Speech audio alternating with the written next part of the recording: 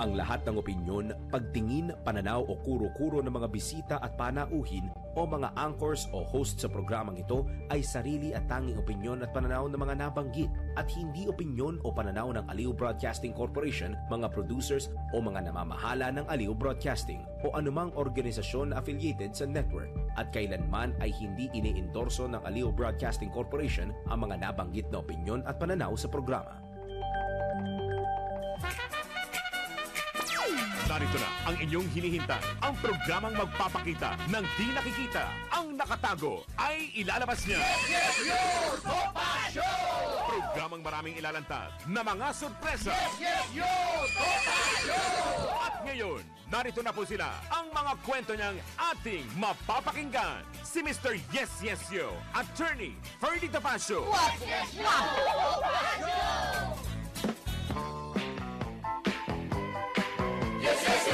Yahoy! Yes, yes, yo, Topacio. Sa ngalan ni Attorney Ferdy Topacio, ako po si Miss Juvie de Guzman. Oh, yeah. Happy weekend! Nako, Kuya Win, happy weekend. Oh, grabe. Oh, yeah. Anong mga plano ng ating mga friendship? Yan, kamusta na po kayo? Anong plano nyo? Saan kayo magpupunta after this? Yan, sabi nga ng iba. Well, maraming salamat po dahil na-inform tayo na bukas, ayan, ay inaalala ang kaarawan ng isa nating kaibigan na hindi ko akalain na dito rin pala tayo babagsak. Yan. Sabi nga po niya, bilang sa kanyang paalala ng mga, syempre, ng mga mahal sa buhay, he saw the Filipino through every stage of life and built institutions to walk with them every step of the way. Ito po, bukas din.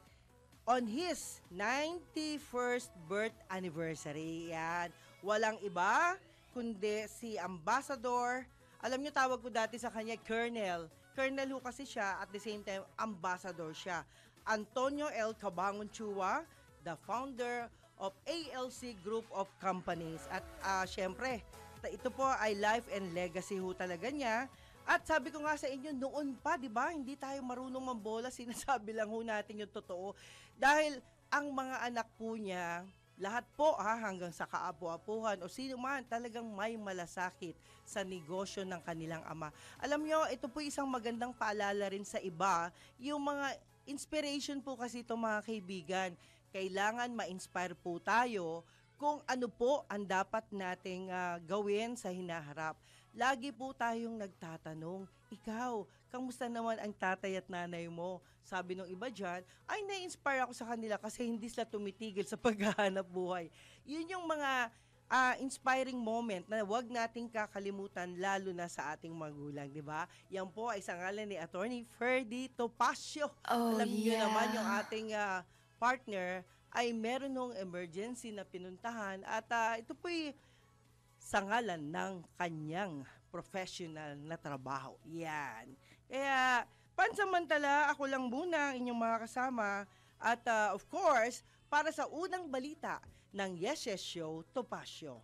Isinailalim sa preventive custody ang 2 lalaking pulis na may ranggong patrolman at staff sergeant matapos ireklamo ng kapwa-pulis na babae sa kaso ng pagmomolestya sa kanya sa Marikina. Ayon kay Eastern Police District Director Police Brigadier General Aden Lagradante, isinakay anya ang 2 pulis ang biktima sa loob ng patrol car at ipinarada sa isang lugar kung saan nangyari ang panghihipo at pangmomolestya sa kanya. Diyos ko, grabe. May ganito pala. Na-shock ako. May ganito palang nangyayari. Ilang araw pa anya ang lumipas bago nagkalakas ng loob ang biktima na magsampa ng reklamo sa mga kabaro na mariing itinanggi naman ang paratang. Pansamantalang, yes, inilipat ng EPD ang babae habang isinasagawa ang investigasyon at sasampahan naman ng administrative at criminal charges ang 2 pulis sa sandaling mapatunayan ang aligasyon laban sa kanila. Yun, patunay lamang mga kaibigan na ang mga pulis, kahit lalaki po yan, naka-uniforme, ay tao lang, yan. Maaaring nagkamali lang, ganun ho talaga, di ba?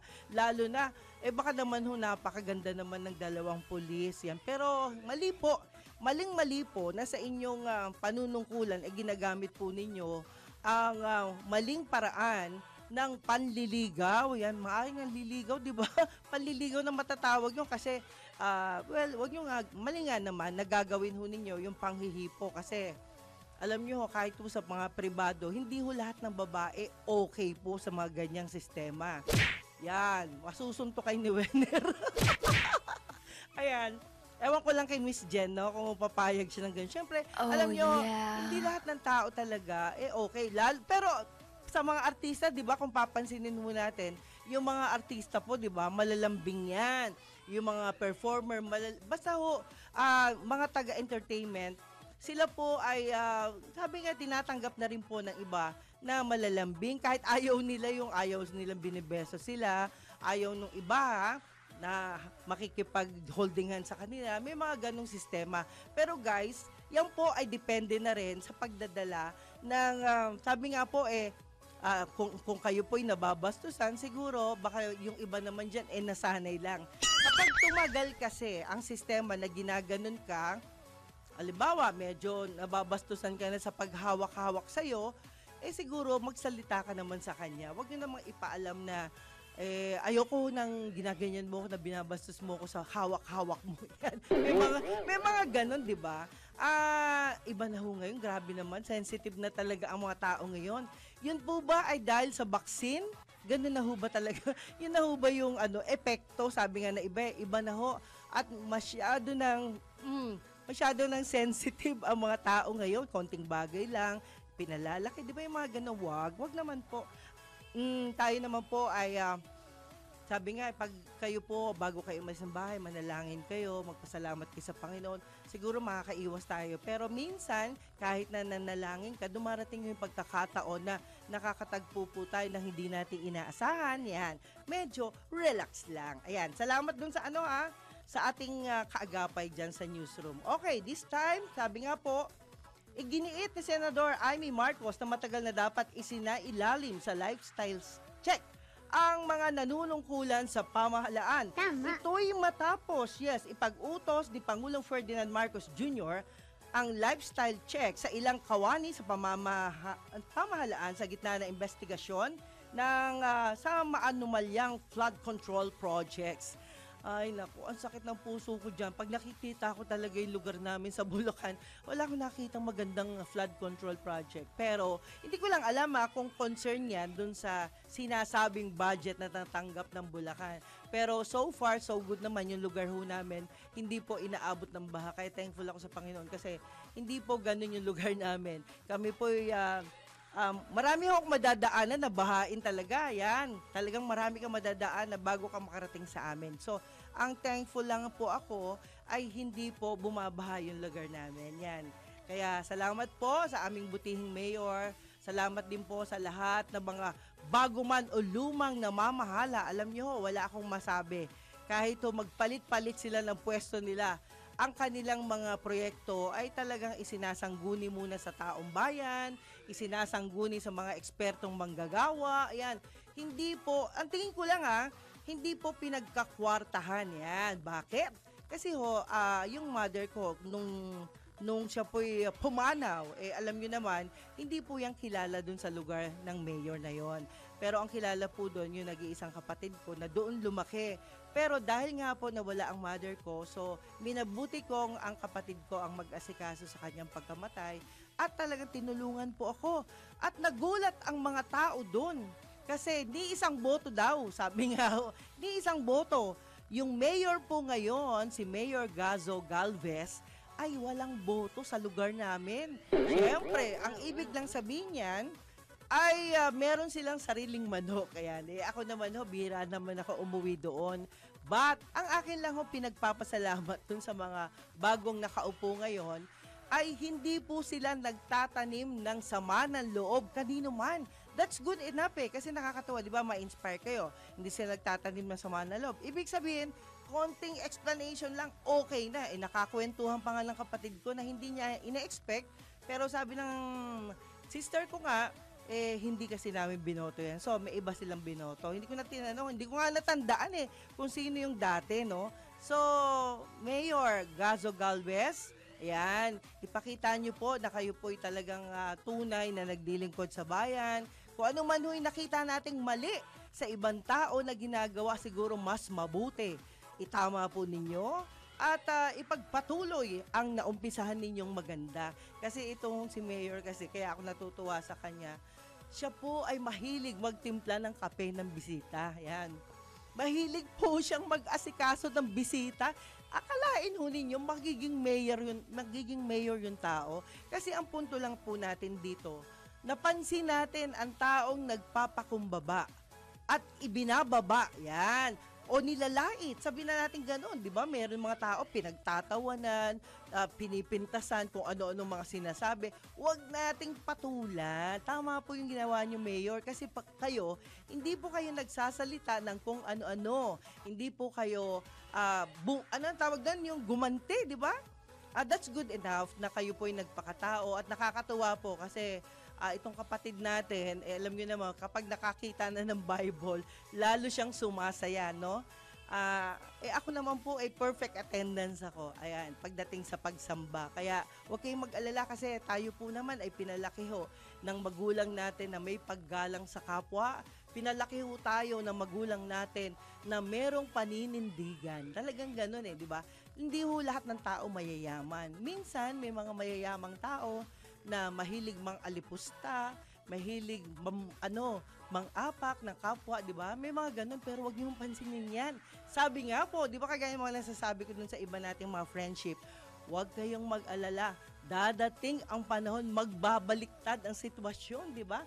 Yung mga taong nang aapak sa'yo, ay sila na ang aapakan na ibang tao. Yeah. Kaya tayo po, bilang isang tao rin, ay ipanalangin po natin sila na magbago. May mga taong ganun magbago sa kanilang maling nakagawian, maling mga ehemplo, kasi maaring mali po yung kanilang nakikita na ginagaya lang po nila. Kaya po ngayon, daw kayo barangay.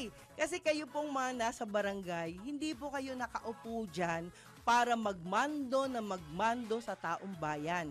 Kayo po ay uupo dyan bilang alter ego ng ang tingin ko lungsod Quezon o lungsod kahit saan man kayo magpunta, kung sino man yung inyong nasasakupan, alter ego po kayo. Kaya huwag kayong magpapakita ng mali, huwag kayong magpapakita ng mga bagay na ikasasama ng loob ng taong bayan yan. Ingat-ingat lang po kasi alam mo, lahat ng tinatamasa po ninyo ngayon, baka po ibalik yan sa Panginoon at hindi na po kayo magkaroon ng anumang tinatamasa ninyo. Kaya ingat lang po tayo and be good. Sabi nga po ni Boss Edgar Cabangon, yan, think good, 'di ba? Sabi nga, think God. At lagi po tayong manalig na meron pa hong magandang pangyayari sa buhay natin. Ang hindi natin inaasahan na mangyari, 'di ba? Kita nyo naman nung panahon na kami po yung nag-uusap ni Amba, no? Nasa Makati pa po noon yung istasyon Ako po yung natutuwa na hindi natin sukat akalain na yung mga taong nandiyan dyan na nagbibigay sa atin ng saya, di ba? Wow, dati tagahanga. Hanga pa rin ako sa kanila. Hindi ho natin maiwasan yan. Si Sir Dennis nga, tagahanga ako niyan kasi mahilig po yung magkaroon ng mga thoughts, no? Yung mga paalala, doon ko po siya napapanood sa internet. Kaya, sabi nga po, may mga tao talaga na hindi mawawala yung paghanga mo kasi naumpisahan ng maganda, di ba? Pag naumpisahan ng magandang investment, doon sa taong hinahangaan mo, all through, hindi masisira ang iyong paghanga sa kanya. Kaya, kung may nakikita man kayong mga hindi nyo type na tao, pagpasensyahan nyo na lang kasi tao lang din po yan. May sariling problema na hindi po natin inaasahan at yan naman po yung magbabago din. Okay? So this time naman po, sa susunod na balita natin, baka kayo magkaroon kayo ng ideya, no? Iginiit ho ni Senator, ito na, sabi nga po dito, ito na. Okay, wag na ho natin isunod yan dahil meron na ho tayong mga ilang nabanggit. Aprobado na po ang redistribution ng 7 BARM Parliamentary District na naunang itinalaga para sa Sulu. Ito ay matapos lagdaan ng Bangsamoro Interim Chief Minister Abdul Rauf makakuha ang Bangsamoro Autonomy Act No. 77 na nag-aamyenda na sabi nga po sa BAA number 58 at nag-uutos na ikalat ang mga distritong para sa Sulu. Yan. Matapos ang desisyon ng Korte Suprema na alisin ito sa Bangsamoro Autonomous Region in Muslim Mindanao dahil dito 9 na parliamentary districts na ang sakop ng Lanao del Norte, tig-5 sa Maguindanao del Norte at Maguindanao del Sur, tig-4 sa Basilan at Tawi-Tawi, 3 sa Cotabato City at 2 para sa Special Geographic Area. Yan. Nakasaad sa nasabing batas na kailangang mag-issue ng Commission on Elections ng naaayong panuntunan sa implementasyon ng BAA number 77. Nako, hindi na mapipigilan yung election dyan sa inyo, guys. Yan, sa mga taga Mindanao, yan.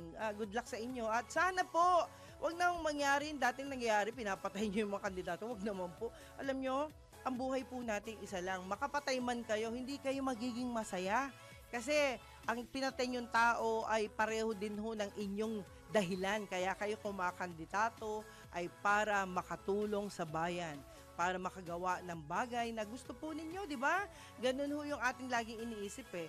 Hindi po tayo pumunta sa isang lugar na para magkaroon ng magbigay ng problema, di ba? Gusto natin solusyon o kaya naman magbigay tayo ng mga magagandang bahagi na hindi ka makakalimutan.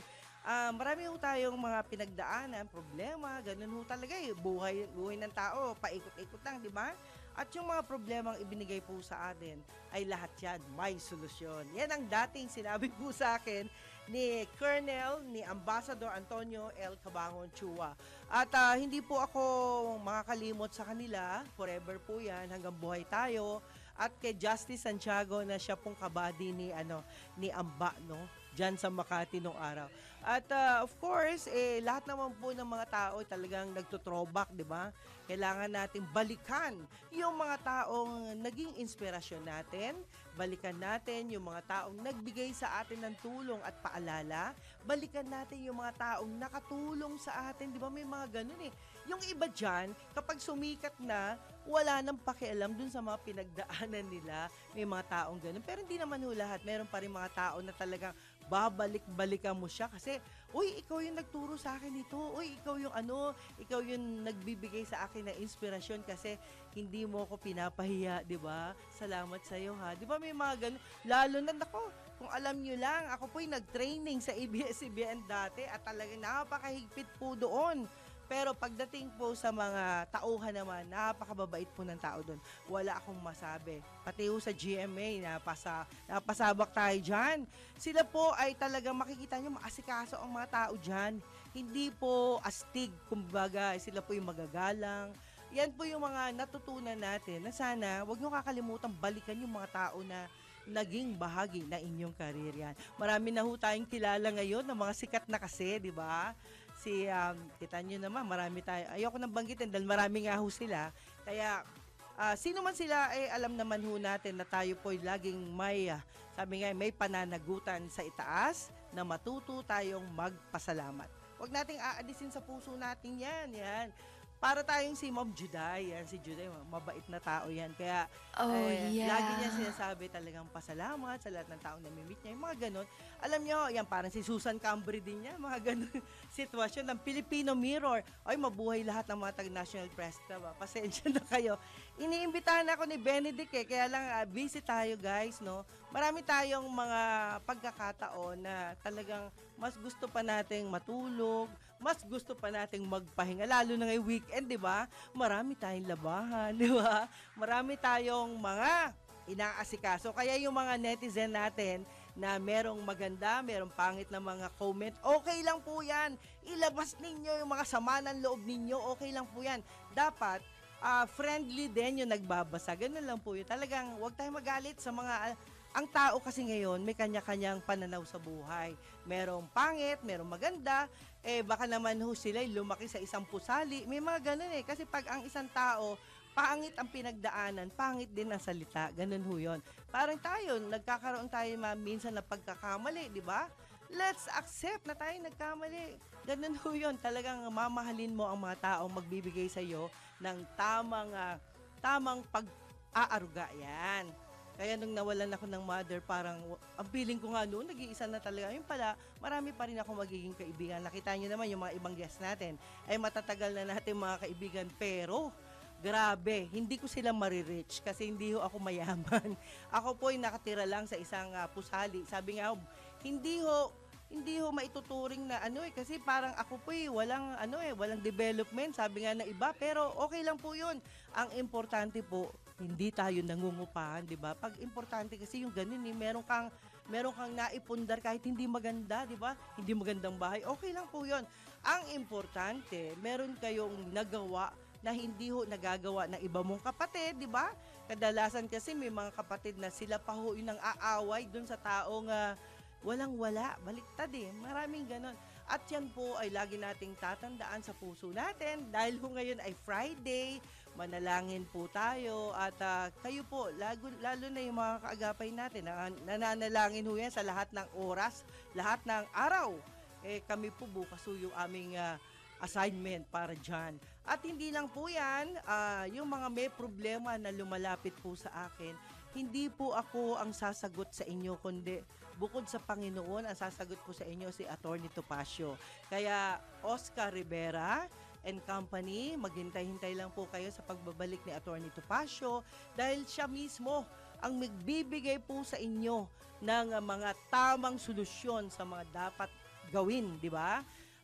Marami ho, kasi iba ho yung legal, iba ho yung aking pananaw sa buhay, iba rin ho yung alam ko. Kaya pagdating sa legal na paraan, si Attorney Topacio ang hintayin natin, okay? At hindi lang po yan, yes.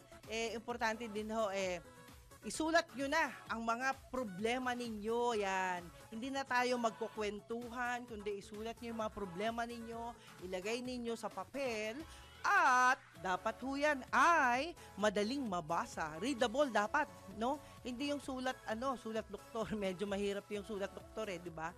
Alam niyo naman yung mga doktor natin, may sariling sulat yan na mahirap intindihin, pero silang lahat nagkakaintindihan. Yan ang mga doktor. Kaya pag naintindihan mo yung sulat ng doktor, hindi sila bibilib sa iyo. Mas bilib sila kapag pare-pareho ang forma ng inyong mga sulat. Yan. Okay, at samantala, ito nga po, inirekomenda na ng Land Transportation Office na madiskwalipika sa pagkuha ng lisensya ang 19 na motoristang nahuli sa karerahan ng motor sa bypass road sa San Rafael, Bulacan. Yan, malapit kami dyan. Ayon kay LTO Chief Assistant Secretary Attorney Vigor Mendoza sa The Second, ginawa ang rekomendasyon matapos ang pagdinig noong Agosto 27. Matatanda ang nauna nang naglabas ng show cause order ang LTO laban sa mga riders na nahuli ring walang helmet, lisensya at plaka. Naku, yari kayo. Dapat sumusunod kayo sa batas ng ating LTO. Okay, muli po sa ngalan po ni Attorney Ferdy Topacio. Magbabalik po ako makalipas ang ilang paalala mula sa ating himpilan. Ang oras po, alas 11:25 ng umaga. Sa ngalan po yan ni Attorney Ferdy Topacio. Yahoy! Yes, Show Topacio. Ang oras po, alas 11:31 ng umaga. At syempre, sa ngalan po yan ni Attorney Ferdy Topacio. Alam naman, Attorney, importante ang presensya mo. But, sabi nga po ng ilan dito, okay lang, Judy. Alam nyo, minsan tayo po naman iba kasi yung mga binabati ko, di ba? Hindi ako nagre-rely dito sa ating chat. Pero natuwa ako sa mga comments po ninyo, guys. Salamat po, no? Salamat po sa inyo. Pinagpala po talaga ang lahat ng mga tao sa Pilipinas dahil sabi nga po, makakatikim pa raw tayo ng magandang Pilipinas. Yan. Tama naman, dapat ganun ho ang thinking natin, guys, no? Pag tayo po ay, sabi nga po, sa ngalan pa rin ni Attorney Ferdy Topacio, importante ho yan na tayo po ay umasa sa kabutihan. Umasa po tayo sa positibong paraan dahil tayo po alam nyo ho, lahat ho na nagmamahal sa bansang ito ay yung mga taong merong malasakit. Hindi po yung taong sarili mong bansa, sisirain mo. Sarili mong bansa, ikakahiya mo. Di ba may mga ganun ng pagkakataon? At yung iba po, ang ginagawa nila, sarili nilang bansa, ikinakahiya nila. Yan. Marami akong na-meet niyan, no? Nung ako po nandyan sa, Alam niyo naman, marami ho tayong na-meet na tao, no? Iba-ibang lahi. Pero sabi ng mga foreigner, di ba? Siyempre, sila ho humahanga sa bansang ito. Sabi nga, nung araw yun nung kami.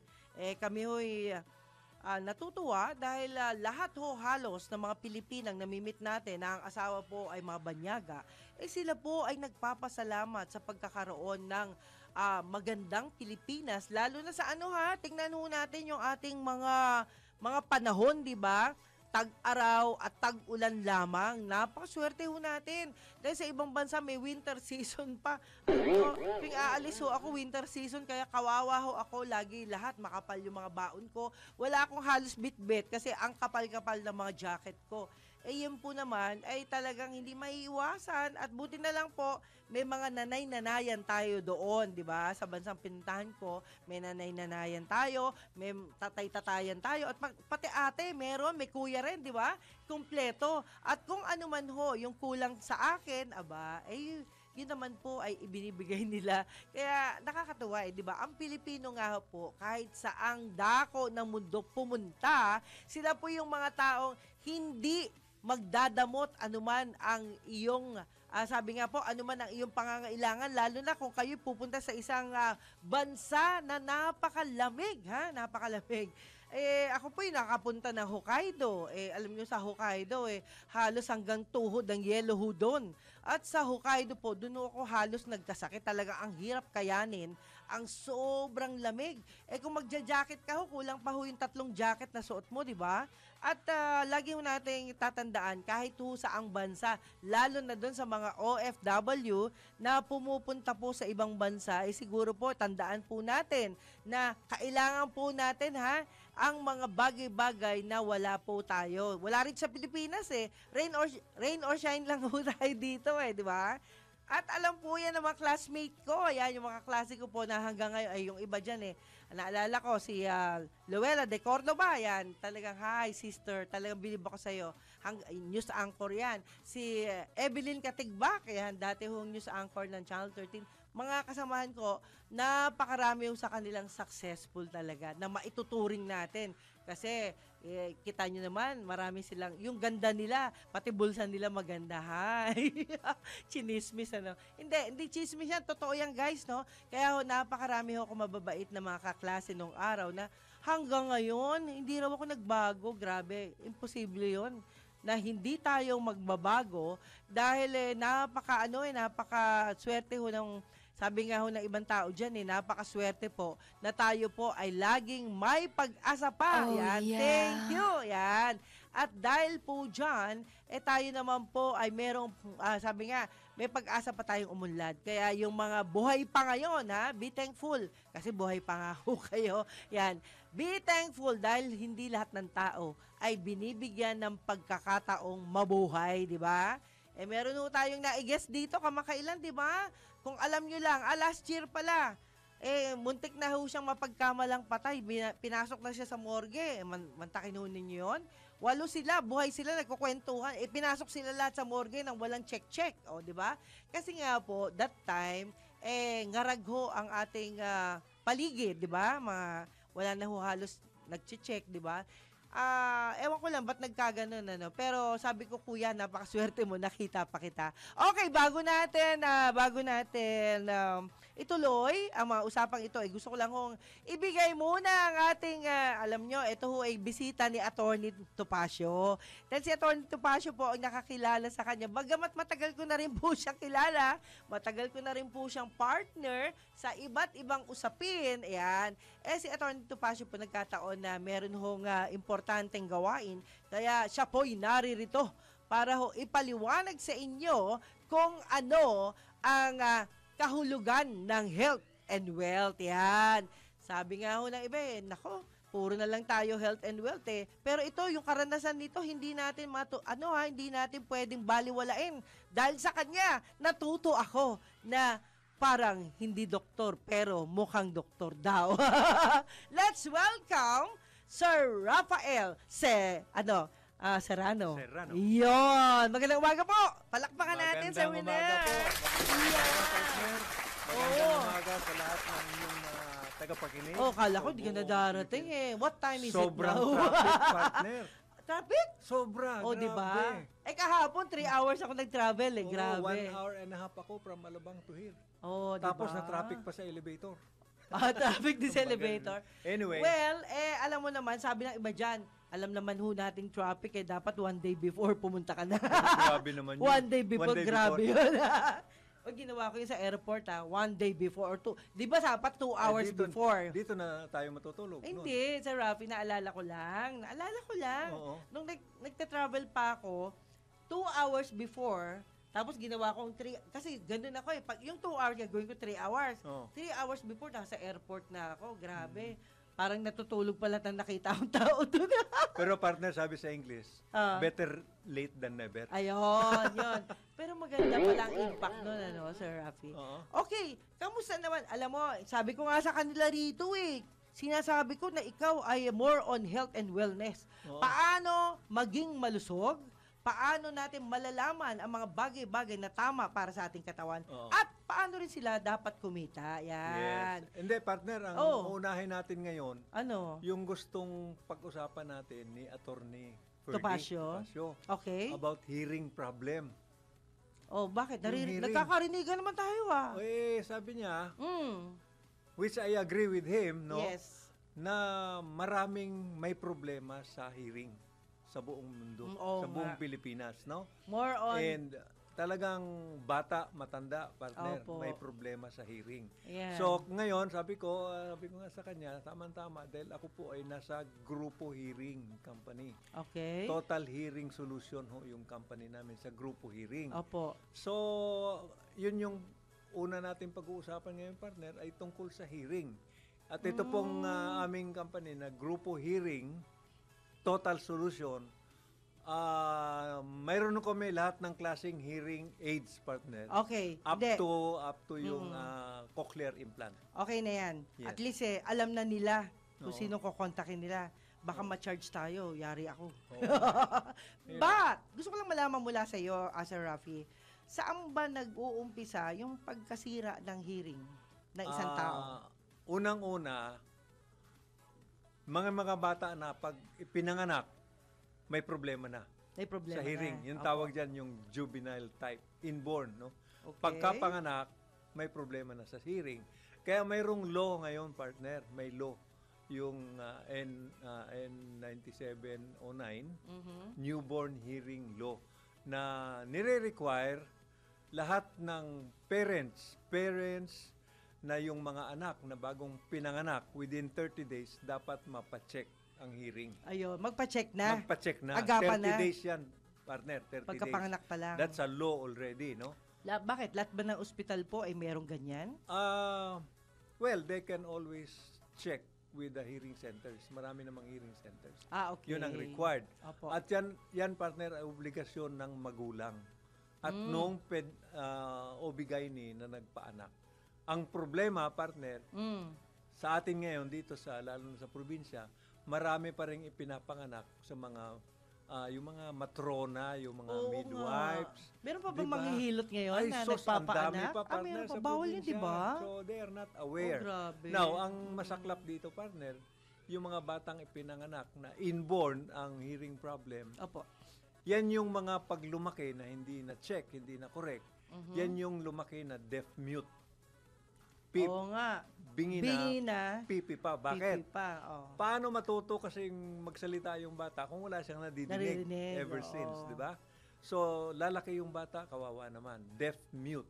Deaf-mute, okay. Bingi na, pipi pa. Oo nga, marami akong nakikitang ganyan, Marami. pero sign language na lang ginagamit Oo, nila, alam mo right? ba, partner, sa buong Pilipinas na lang, ha? Opo. 10% ng bata ay pinanganak may hearing problem. The other side, the Opo. other pagdating sa mga senior citizen. Yes. Dalaho ng pagtanda, pati yung hearing problem nawawala din. So bata, matanda, affected. Mga Magandang ganun, ano yan, 10 to attorney 15%. magandang paalala yan, partner. Alam mo kung Oo. bakit? Kasi sa totoo lang, marami talagang nanay ang hindi aware sa ganyan. Yes. Ang kadalasang nanay na nakikita ko ay anak lang ng anak. Yan. Hindi nila naiisip na pag nagkaanak sila, may kaakibat na responsibilidad. Correct. Unang-una, bakit ka nagpabuntis? Hindi naman po pwedeng mabuntis ka lang na wala kang iniisip na, teka muna, pag nabuntis ako, ano kayo Naku. mangyayari? Di ba? Ganon? Partner, alam mo Oo. ba yung anak ng anak? Oo. Yung mga mahihirap. Kung sino pa yung mga mahihirap, Sila yun yung anak marami. ng anak. Yun ang maraming anak. Yun no? nga. So, Yun ang problema. kinalulungkot ko. That's a big Yun ang problem. kinalulungkot ko. At yan din ang kinalulungkot ni Captain Rolly Durana. Yan. Kinalulungkot ng mga miyembro natin sa Seafarer, di ba? Oo. Yung mga seaman na, nako guys, yung miyembro ng Anak Marino Search and Rescue Multipurpose Cooperative, yung mga yan. Yung mga grupo na, ay nako, ang dami talaga. Kaya sabi ko nga, paano hindi kayo aawayin ng mga asawa ninyo? Ang hilig nyo rin magpaanak, di ba? Dapat, kailangan, huwag kayong maglalalapit sa mga kalalakihan. Hindi. Paano ba? What is the right term to say na huwag kang masyadong lalapit sa mga lalaki at huwag kang magbo-boyfriend, di ba? Yung iba kasi kahit boyfriend lang, nagpapabuntis na. Oh. Di ba? Nung panahon, alam mo na may lola ko, napakahigpit nun ni hipuin ang kamay mo, bawal na bawal, di ba? Nung panahon natin. Ngayon, partner, di ba, ang Grabe. daming mga unwed mothers na mga bata pa. Single mom, unwed mother. Ay, naku, ang dami ngayon. No? Ay, dati ako dyan sa Napakadami sa Hospicio de San Jose. Lagi ako dyan. Marami tayong mga pinupuntahan. Yes. At doon nga natin nakilala yung iba nating mga kaibigan, no? Oo. Thankful tayo sa Panginoon kasi alam nyo ho, yung pagkakamali po ninyo ay hindi yung pagkakamali ng mga anak nyo. Pero dahil nga po, naging nanay nila kayo, diba? O naging tatay nila kayo, parang kayo na rin ang may kasalanan, Yes, diba? oo. Ano bang dapat na sabihin natin sa kanila para hindi paulit-ulit? Ito nga yung mga pinag-uusapan niya, paulit-ulit na lang Pero ang kailangan solusyon, 'di ba? Hindi away na paulit-ulit, hindi yung bintangan, hindi yung usapin na parang pabalik-balik, 'di ba? Kapag napag-usapan ng isang beses, dapat may solusyon. At ano yung solusyon na dapat i-implement agad, di ba? Alam mo, partner, ang department ng gobyerno na dapat na magbigay ng solusyon yan, Opo. I think it's going to be DSWD, Aha. Department of Social Welfare, Okay. at saka ito hong ating PhilHealth. Sila Ayun. dapat ang nag-i-educate sa mga sa population natin, no? Opo. Sila yung Pero, dapat na nag-ano. alam Now, naman po natin, partner, napakarami na hong trabaho ng DSWD. yun lang. Dapat merong ibang tao na tagabigay ng budget, di ba? Hindi yung sila rin. Sila yung namimili, sila yung nagbabudget, sila yung gumagawa ng mga proyekto, and yet sila pa rin yung kumikilos, di ba? Which is, sa tingin ko po, yan po yung kulag sa atin, mahal na Pangulong Bongbong Marcos, kasi po, kung hindi nyo po, syempre, ang Pangulo natin, lalaki yan Ang alam lang yan magmando, syempre, pag leader ka ganun lang, di ba? Usually, yung mga matataas na tao pag sila talaga yung nagmamando, dahil sila yung nag-iisip Oo. Sila yung nag-iisip kung ano yung dapat at di dapat, kung ano yung mga bagay-bagay na dapat nating gawin, di ba? Sa kapwa natin, sa taong bayan, sa mga kaibigan natin, sa mga mamamayan. Ayan. Pero, break muna tayo, Sandali lang po. Naku, sorry na po. Ayan. Well, mga kaibigan, sa alam po ni Attorney Ferdy Topacio, dahil sa sobra kong dami ng naiisip ngayon sa topic na ito. Ang oras po, alas 11:46 ng umaga. Yahoy! Yes, show. Topacio, sa ngalan pa rin ni Attorney Ferdy Topacio. Ang oras po, alas 11:49 ng umaga. Happy weekend sa inyong lahat dahil Biyernes po ngayon. Ayan. Biyernes po ngayon at grabe, malapit na hong mag-bear months. At pag bear months na ho yan, nako, i-prepare nyo na ang lahat ng pinagkakautangan nyo ng loob. I-prepare nyo na yung thankful gift nyo. Ako, naniniwala ako dyan Pag may thankful gift ko kayo, lalong swerte yan. Ayan. Kahit na yung mga taong wala namang masyadong ginawa sa'yo, okay lang po yun. Ang importante, marunong po kayong magbigay ng pasasalamat sa sino mang tao na nakapaligid sa inyo. Hindi po yan ibig sabihin na nanghihingi sila, wala hong nanghihingi, pero nakakatawa, di ba? Nagugulat sila. Nagugulat sila na ikaw ay marunong magpasalamat sa tao. Yan.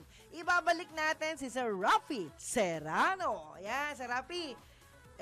Huwag na natin pag-usapan yung wealth kasi alam na ho yan ng istasyon. Alam na rin ho yan kung paano sila. Siguro maganda, bigyan mo yung number mo, how to contact you. Oo. Para ho dun sa, baka na naman ni kagaya ni Atty. Topacio, gusto rin kumuha ng hearing, di ba? Para sa kapatid niya. Sa kapatid niya, Oo. regalo sa kapatid niya. Oo. Kayo na po magbahala Okay. makipag-usap. Yung aming home company sa Grupo Hearing. Opo. We say Grupo Hearing Total Grupo. Solution. Total Okay. solution. Okay. Ibig sabihin noon, That's good. lahat po ng klase ng hearing problem, Okay. we have the solution, Opo, partner. opo, Okay? opo. Now, usually, ang nagpapadala ng mga pasyente sa amin ay mga ENT doctors, ear, nose, and throat doctors na specialty. yes. Sila ho ang nagpapadala sa amin Opo. kasi sila ho yung nakakakita ng pasyenteng may hearing problem. Aha. So pag pinadala sa amin, partner, parang dito, kung sino yung mga nakikinig sa atin ngayon, no?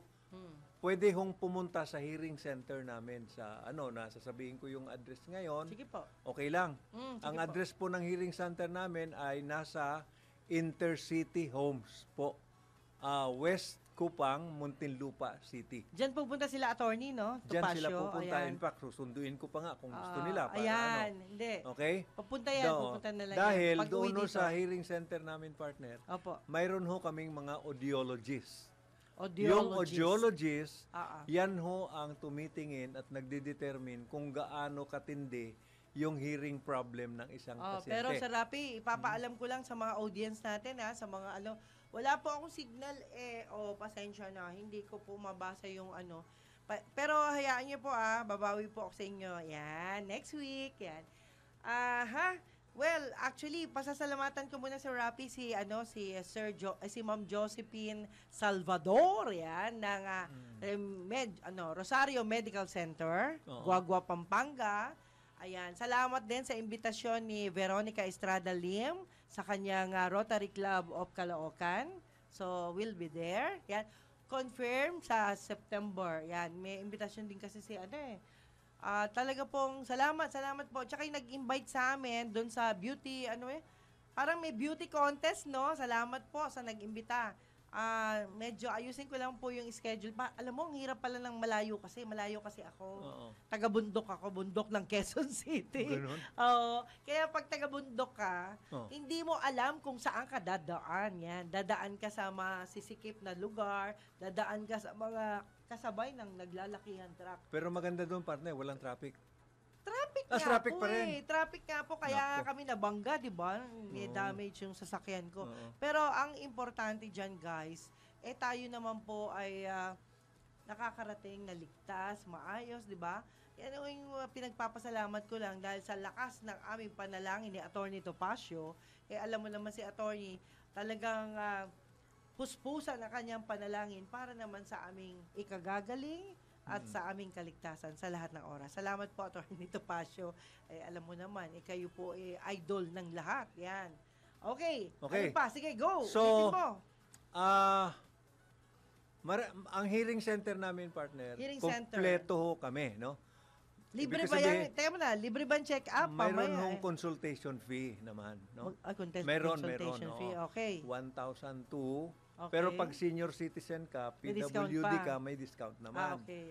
No. Mabuti yan. Ngayon, kailangan hong pumunta sa audiologist sa hearing center namin, for Opo. example, kasi mayroon hong special kind of machine na ginagamit yan, yung audiometry, Opo. para i-check yung hearing problem ng bawat pasyente. Para How malaman, long- ma-determine, no? How long will it take yung For the check-up? consultation, minsan within 30 minutes to 1 hour, ma-determine na. 30 minutes to 1 hour. Oo. Now, pag na-determine na yung extent ng damage ng Apo. hearing, bata or matanda, Opo. doon pa lang magbibigay mag-fit ng Ayan. hearing aid, no? Opo. Now, meron din kami mga hearing center na na-establish sa mga hospitals partner like East Avenue Medical Center, Yes, yes. UST sa Medical City. Opo. Mayroon din sa Cebu, mayroon sa Davao, mayroon sa Baguio, mayroon sa La Union. But for Metro Manila residents, ang suggestion ko partner dito sa hearing center na lang namin pumunta para magpa-check, no? Sa Ayun. Alabang lang naman kami. Opo. So, ibibigay ko lang, partner, yung aking phone number, no? Sige po. Na kung sige sino man yung mga magre-respond na listener natin dito sa, lalo na sa Metro Manila, pwede ho silang tumawag sa akin at ako nang bahalang mag-set ng appointment. po. Yes. So, sige, this is sige. my number. Please take Public note. service yan, ha? Oho. Okay, sige po. Ang number ko, ho, Rafi Serrano. Rafi Serrano. 0917-794-8854. Ulitin ko lang, ho. Opo. 0917-794-8854. Okay. Ako po ang tatawagan nila at ako po ang sasagot at ako po ang magseset ng appointment kung anong araw, anong oras sila pwedeng pumunta para wag namang masayang yung panahon nila. Okay, Sir Rafi, maraming salamat po. At of course, importante rin ho kasi itong mga ilang mga babatiin natin dahil kung hindi po dahil sa kanila, wala po tayo dito sa mga, alam mo yung mga audience natin eh. At of course, gusto rin natin pasalamatan ang mga kaibigan mo, kaibigan ko, at saka yung mga hindi nakakakilala sa akin, okay lang po yun. Ayan, salamat din sa mga bumabati sa akin, lalong-lalo na kay Mr. Angeles. Ay, Mr. Angeles, mabuhay po kayo, ha? Mr. Angeles, si Mike Angeles, yan. Si Mike Angeles, si Ana Angeles, yung wife niya, at saka si Micah Angeles. Ito yung mga new friend natin. Si June Taban and family, salamat po, salamat. Alam mo, ayan. Si Attorney Jess Paredes, salamat din po sa inyo. Sa lahat ng mga taga-probinsya, yan. Maging kayo po ay Bisaya, Ilocano, Bicolano, Ilonggo, yan. Si Captain Durana. Hello po, Captain Rolly Durana and family. Mabuhay po kayo sa Valenzuela City rin. Lahat ng barangay captain. Ako guys, eto na pa. Pakiusap ko sa inyo, magpalista na po kayo kung anong barangay kayo at titingnan natin isa-isa yan kung meron tayong pagkakataon. Okay, at hindi lang po yan mga kaibigan. Pasasalamatan natin ang buong produksyon ng DWIZ. Yan, dahil sa kanila, alam niyo naman, lahat po yan ay importante ho sa akin. Ang produksyon, ang technical side, ang mga engineer natin dito. Yeah. At syempre, yung ating mga newsroom, salamat po sa inyo. Kila Juday, kay Boss Drew, yan. Sa lahat po, sa management, syempre, President, Vice President, etc. Marami yan, marami. Lahat po kayo ay pinasasalamatan natin. Ang CA natin, yan, sila Bam, sila yung magaganda dyan.